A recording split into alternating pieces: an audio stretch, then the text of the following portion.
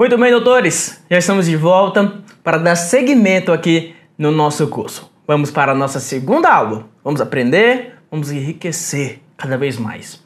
E a partir desse momento, veja na tela, falaremos sobre coesão e coerência. É importante no primeiro momento que você saiba o que significa isso. O manual traz para você, o manual gasta um determinado tempo explicando.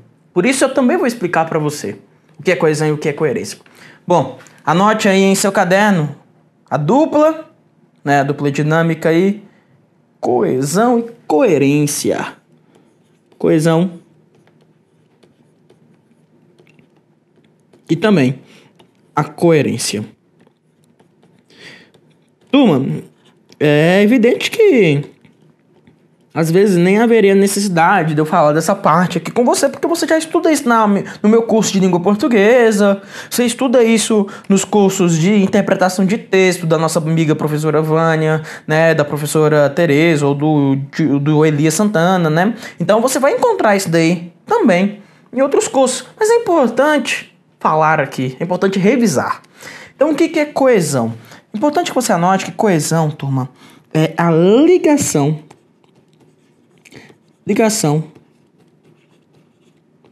entre as estruturas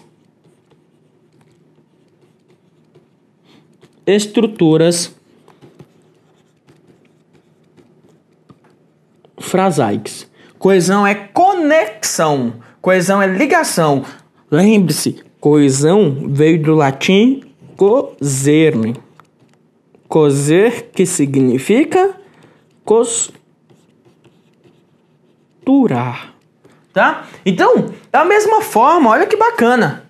Da mesma forma que a palavra coesão veio do latim coser, que significa costurar, a palavra texto veio do latim tecido. E como é feito o tecido da sua roupa?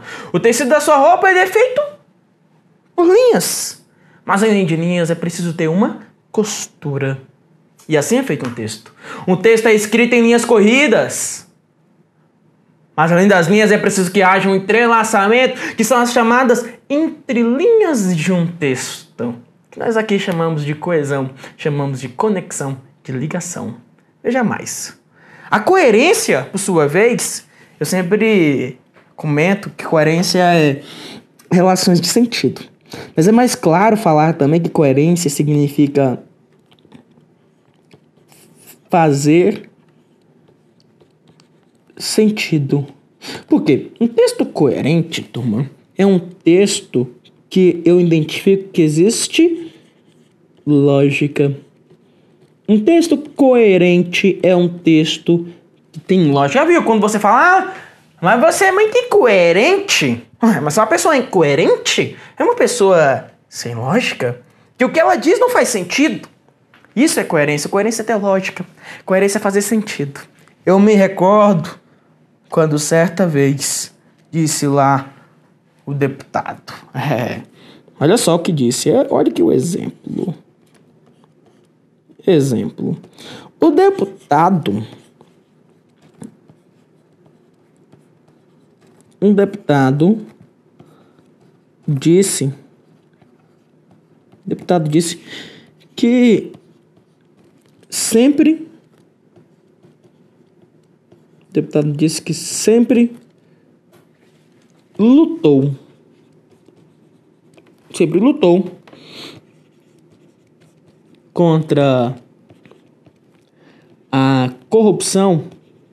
lutou contra a corrupção,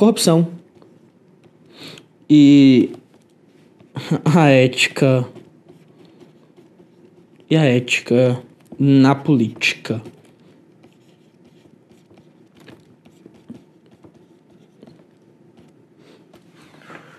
O deputado disse que sempre lutou contra a corrupção e a ética na política. Turma, hoje até ter coesão. Coesão que é a conexão, é a ligação. Porque olha o E aqui, ó.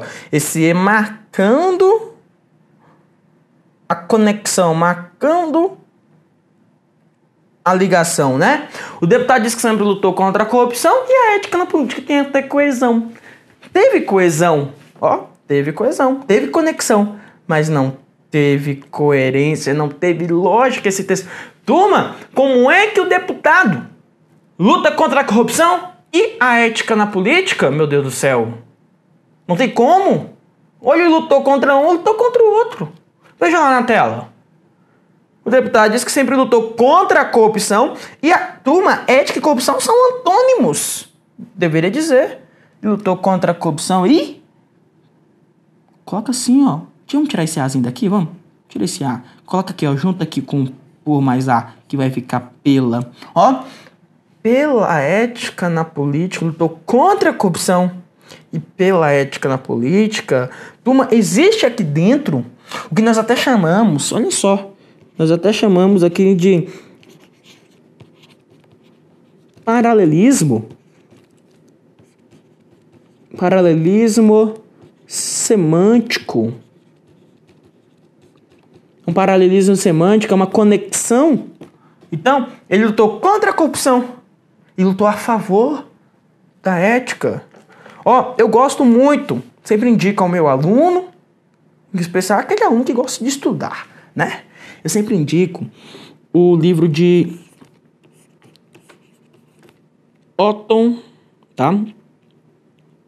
Otton Moacir Garcia. O livro de Otton Moacir Garcia chamado Comunicação em Prosa Moderna. Turma, eu estou indicando este livro aqui, mas, turma, pelo amor de Deus, não é só para perder tempo aqui não, pelo amor de Deus, jamais. Eu quero que você adquira esse livro. Sério, adquira. Adquira esse livro. Eu te garanto que você fará um excelente investimento, tá? Um excelente investimento. Esse Comunicação em Prosa Moderna. Isso vai te ajudar demais. Dá uma pesquisada aí na internet. Vai, para aqui, para a aula agora, neste momento. Vai, para aí. Para a aula aí. Pesquisa na internet. Procura lá. Comunicação em Prosa Moderna. Por quê, professor? Porque este livro vai trabalhar com todas as relações textuais. Ele trabalha com a teoria do discurso, com os conectores, conjunções, preposições, coesão e coerência. Ele vai mostrar melhor para vocês. Tem até um exemplo que ele diz assim, ó. Tá? Olha o exemplo. Eu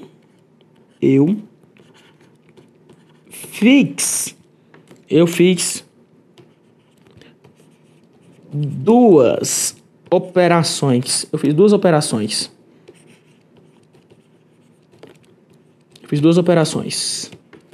Dois pontos. Claro que quando ele fala que fez duas operações, ele vai dizer quais são as operações, né? Opa, só operação.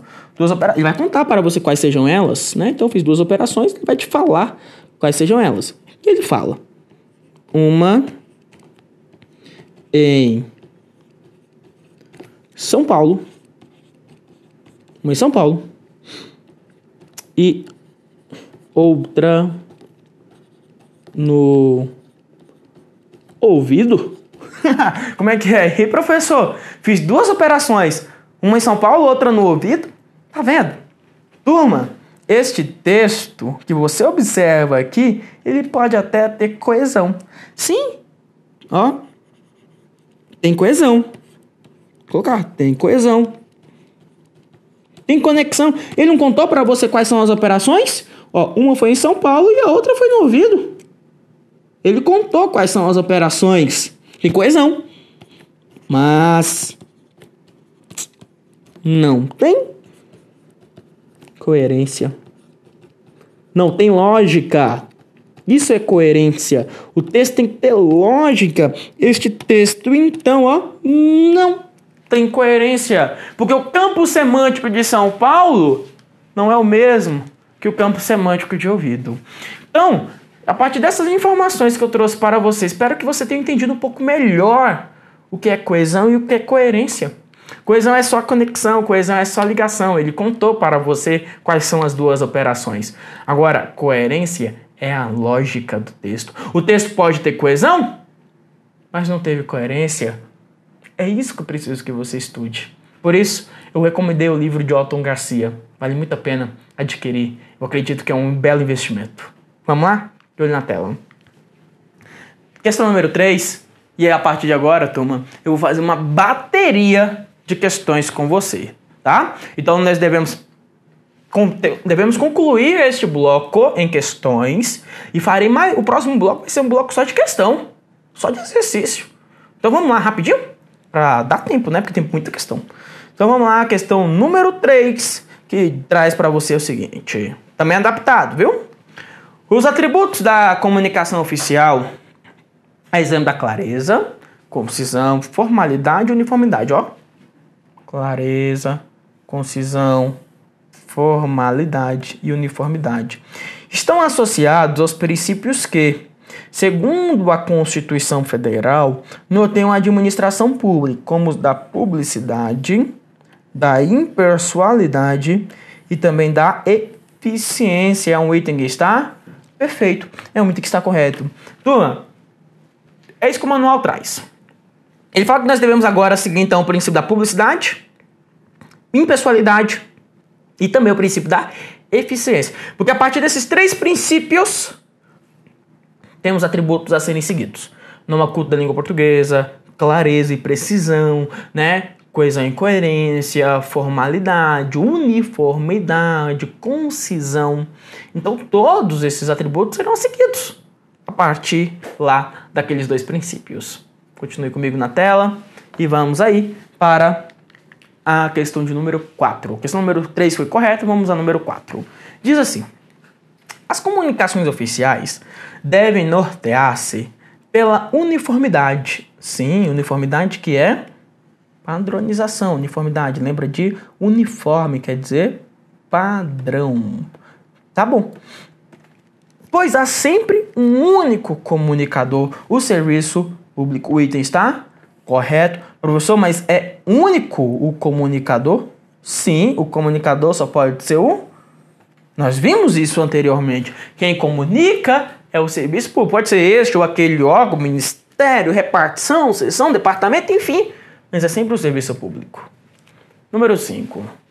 Diz que nas comunicações oficiais há sempre um único comunicador ou serviço público. Acabamos de ver isso, verdade.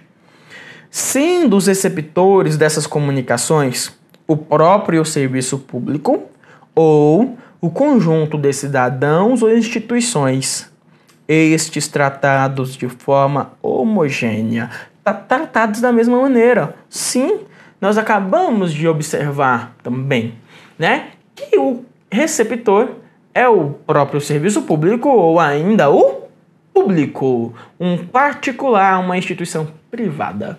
Todos devem ser tratados de igual maneira. Sim, o item está correto. Olhe na tela. Número 6 diz assim: na elaboração das comunicações oficiais, deve-se empregar sempre o padrão culto da linguagem. É verdade. Deve-se empregar sempre um padrão culto da linguagem. Eu não posso cometer erro gramatical. Então, este é fato. Admitindo-se o emprego dos jargões técnicos, mas não de regionalismos e gírias. Turma, por que eu vou fazer bateria de exercício? Porque tem muita informação que eu prefiro falar nas questões, né? Ganhamos tempo. Olha só. Admitindo emprego de jargão, de forma nenhuma ele vai admitir o emprego de jargão. O item 6 é um item errado. Ô professor, e regionalismo e gírias? Também não, né? Também não aceita, né? Mas ele colocou, mas não de regionalismo e gírias. Regionalismo é aquilo que é próprio de determinada região e gíria é aquilo que alguns grupos conhecem, né? Agora, o jargão. O manual fala que nenhum tipo de jargão é aceitável. Nenhum tipo, né? Só não é nem o jargão burocrático, nenhum tipo de jargão será permitido. Mas o que é o jargão? O jargão, turma, é como se fosse uma gíria. O jargão é um clichê, uma gíria. É aquilo que apenas determinados grupos conhecem. Apenas aquele grupo é que vai saber me dizer o significado daquele termo. Professor, o jargão não pode. Não pode. Mas termos técnicos. Opa, vamos anotar? Espera aí. Vamos anotar. Então, pera lá. É permitido é permitido o emprego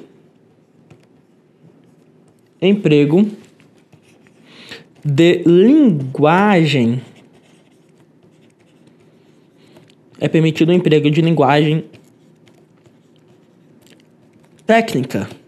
Anota essa informação. É permitido o emprego de linguagem técnica naquelas situações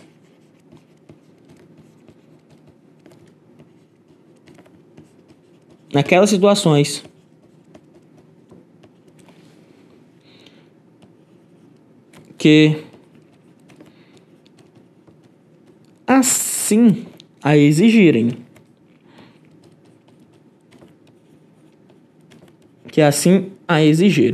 Tá? Então a linguagem técnica, ela é permitida, tá? Então é permitido sim o emprego dessa linguagem técnica. Mas linguagem técnica, assim, professor, mas a linguagem técnica não vai ferir a clareza do meu documento? Não vai, porque não tem outra forma, né? Vai ter que usar ali termos técnicos.